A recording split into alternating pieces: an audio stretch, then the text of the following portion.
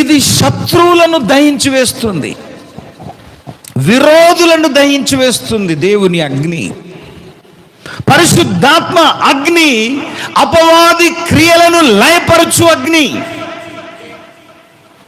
అందుకనే ఆ అగ్నిలో ఎల్లప్పుడూ మండుతుండాలి, చల్లారిపోవద్దు. చల్లారిపోవద్దు. చెప్పండి, మీ పక్కలో చెప్పండి చల్లారిపోవద్దు అని చెప్పండి. పక్కలో చెప్పండి చల్లారిపోవద్దు. చెప్పండి, ఒక్కరికైనా చెప్పండి చల్లారిపోవద్దు. ఈ అగ్ని చల్లారితే ఏమవుతుంది? నీ లోపల మండే అగ్ని చల్లారితే ఏమవుతుంది?